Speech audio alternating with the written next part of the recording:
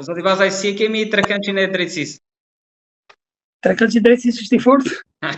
I fortë, po më duket sikur debati me kryeministrin nuk e di kush do ta fitojë betejën në fund. Si qëndron sipas mendimit tuaj çështja e pagave? Kush ka të drejtë? Me miratimin e paketës ligjore, pra bëhet fjalë për 2016, sidomos ligji 96/2016 për sistemin, pra për magjistratët, unë mendoj se drejtësia ka të drejtë. Pse?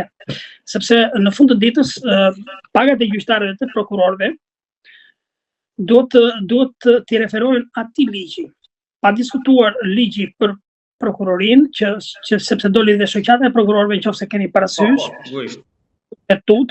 kushtetutën e tjerë. Pra, gjyqtarët e prokurorët realisht duhet të trajtohen në mënyrë dinjitoze, absolutisht, sepse në fund të ditës është shtylla më e fortë e një shteti.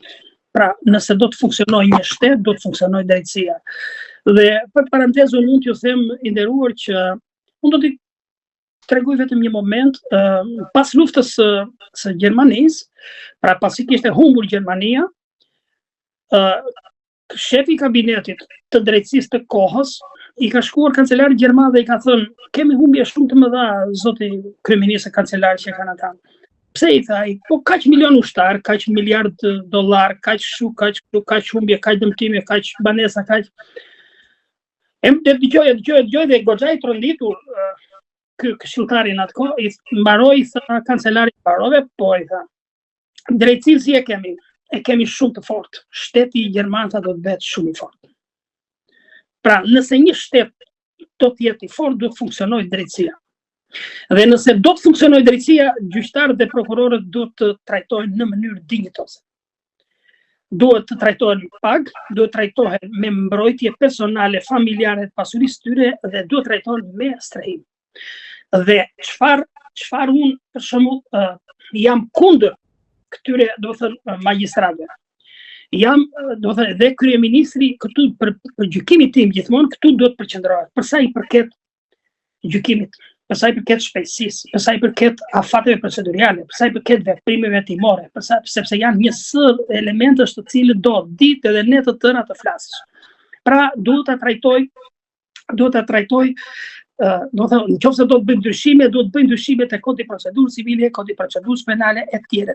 Pra, jo ndryshime abuzive, më falni, jo ndryshime abuzive, sepse ka nevojë për shembull tek afatet procedurale. Shko, unë do të isha për shembull që ashtu sikurse kërkojmë pagat gjyqtarëve dhe prokurorët të respektojnë afatet procedurale, sidomos gjykatat.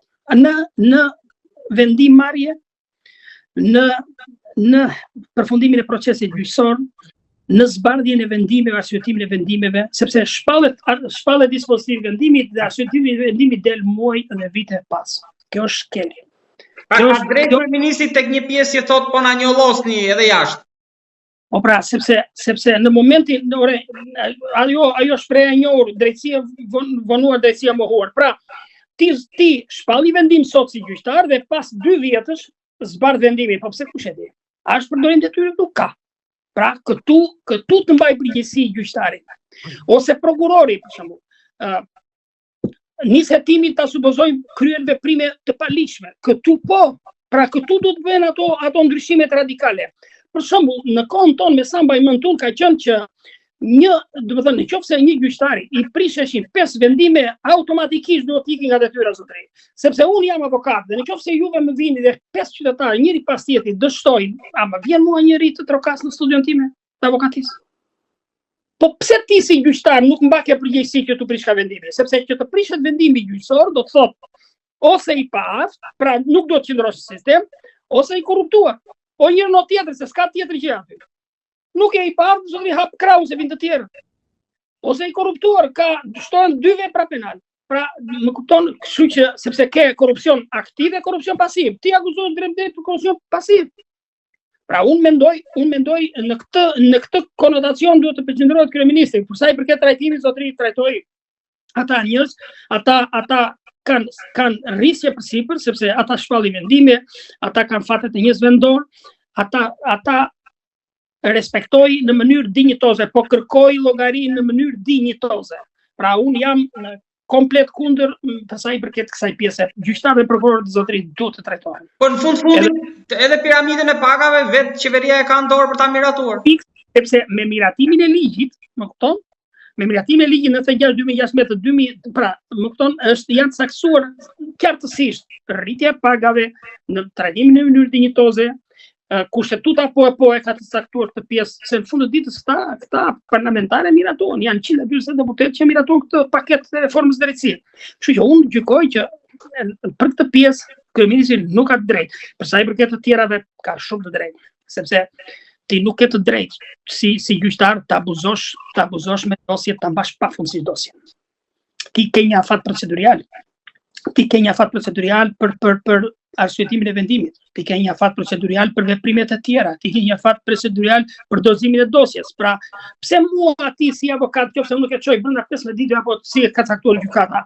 Ma qoftë, pra, më kupton, kurse ti si gjyqtar s'ma ke bjesi, këtu ka të drejtë kryeministri. Tjetër, unë me sa kuptoj kryeministri është, domethënë, për sa i përket jurisprudencës, domethënë nuk e ka fare iden.